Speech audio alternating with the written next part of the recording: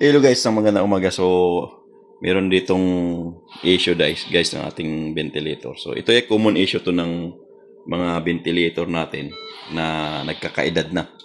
So, ito guys, na-acquire namin to ng 2016. So, 10 years na guys. So, almost 10 years na. So, ito yung mga common issue niya. Place and reset date and time. So, ating i-configure yung date and time guys. Ang problema nito guys, pag kinonfigure mo siya, babalik at babalik. So, ito kinonfigure ko na to dati, kanina. So, ayun o. So, baguhin ko ng 2026. Month is 2. Day is 5. Oh. Time is 12. 12, what minute is 20? 24 hours and then exit. So, nagbabago naman siya guys. Ano? Pero pag issue niya guys, pag pinatay ko, standby, okay, turn off, so shutting down. Pag sinating down mo yan guys, tapos tatanggalin mo yung power niya. Kahit mo nga hindi tanggalin yung power eh. Ayan. Pinatay ko siya. So, papower on ko siya ulit.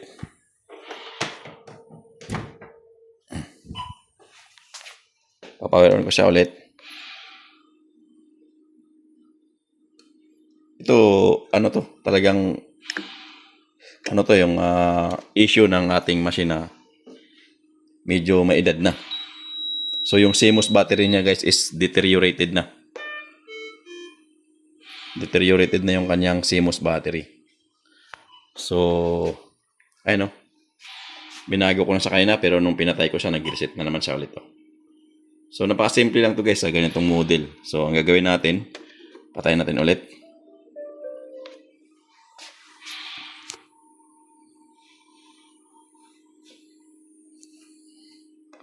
So, ating buksan yung ating likod ng machine. Ayan. So, tatanggalin natin tong ano natin.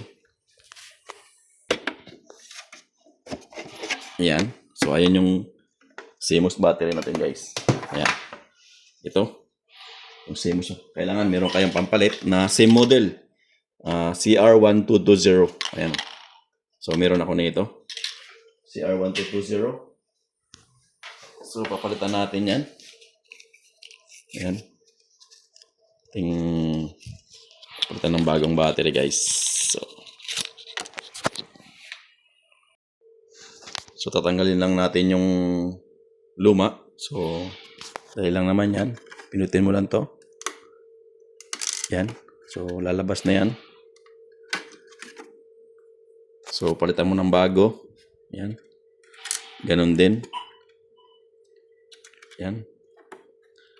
Ganon lang yan. Push mo lang yan. So, may bagong battery ka na. Ito yung luma, guys. So, pag tinurn on mo yan, turn on mo, sit up mo lang siya ulit.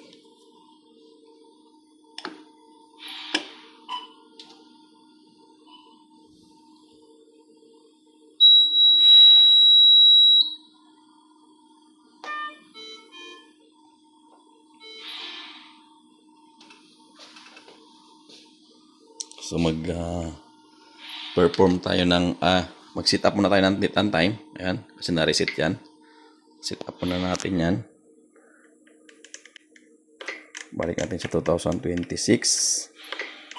Month is 13 na, 3 na pala ngayon. Mali pala ako kanina. 3, then 5. Hour is 12. 12:20.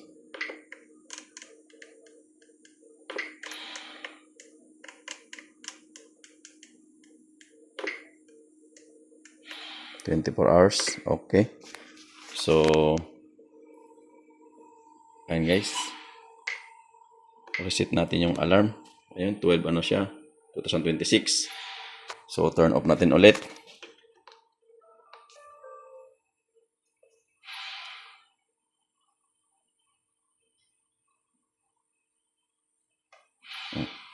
Turn off natin ulit. Tatanggalin natin yung power. Ayan. Tapos, count ka lang ng ilang segundo. Kabit mo ulit. Tapos, turn on natin ulit dito. Tingnan natin kung nagbago ba yung ano natin. Battery, yung nagre-reset ba ulit yung battery natin.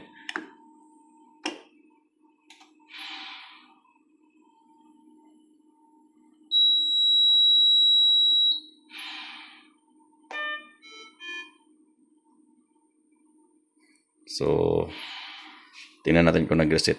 Ayun guys, okay na siya. Diba? Hindi na siya nagbago. So, kanina, nung tinanggal ko yung power at saka nakapatay, nag-reset ulit yan. So, ngayon okay na siya. Continue natin. So, ganun lang guys. Ito lang yung pinatantay. Ito lang yung CMOS battery ng ano yan. Para lang din yan yung computer. So, kung kabisado mo yung computer, ganun lang din yan. Kasi computer na rin to eh. Pag nag-deteriorate yung baterya, so, kailangan mo nang palitan. So, after 10 years guys, ganito ang lumalabas na issue. So, after 10 years yan. Matibay itong ano natin eh, yung SB300. So, ito, aking 2018, hindi pa ako nagpapalit. Ito, 2018, hindi pa ako nagpapalit. So, ito, 2016. So, 10 years na. So, kailangan mo na magpalit ng CMOS battery. So, guys, bakit guys, napaka-importante sa atin yung time and date ng ating mga machine.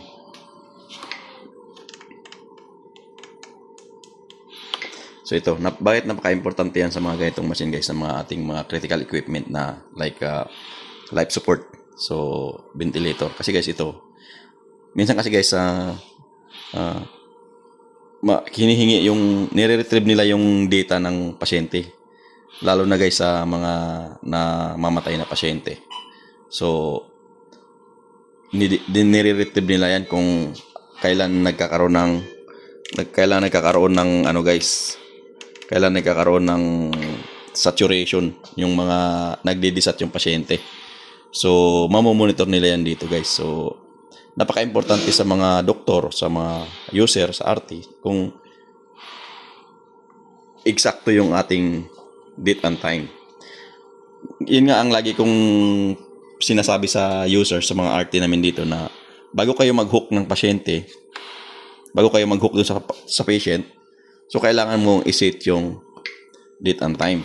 So, kailangan mo guys i-set mo yung date and time. Kasi nandito lang naman sa display yun eh. Sa user naman yan eh. I-set mo lang yung date and time kung anong oras nila in-intubate yung patient. Nag-start. So, matik yan. Mag-i-start yung ventilation ng pasyente. So, ngayon, pag in case ng emergency na magkaroon ng problema yung ating pasyente, namatay yung pasyente o nagdidesat yung pasyente, namomonitor nila yung history. So, dito sa history guys, makikita nila yung history ng pasyente. So, yung event logbook nila dito. Yung event ng logbook ng machine, nakikita dito yan. So, ito yung napaka-importante sa atin, sa mga biomed nga, yung kino-complain yung machine natin na hindi nagbibigay ng namamatay yung pasyente, namamatay yung ventilator natin. Kaya ganun ang nangyari. So makikita mo yan dito sa history, sa log event ng natin. Display sa log event natin. So, ano yung time, date and time, kailan nagkakaroon ng issue yung ating mga ating makina. So, napaka-importante sa atin din to, yung date and time ng ating mga machine. So, yun lang guys, yun. Kaya kailangan natin talaga yung accurate din yung date and time natin ng ating mga machine. So, napaka-importante na papalitan natin yung ating CMOS battery. Kasi kahit may battery yan guys, na built-in battery dito sa unit, hindi yan yung nag-hold ng data ng time and date sa ating machine. Yung CMOS pa rin, yung CMOS battery pa rin. Yun, napaka-importante yan guys. So, kita mo nga, naka-full battery ako. Ayun, full. 100% yung battery ko. Pero pag pinatay ko siya, namamatay din yung ating CMOS. Yung ano natin, yung nagbago din yung ating date and time, nag-reset. Kasi nga, yung ito, nakadepende ito dun sa CMOS battery natin ng machine.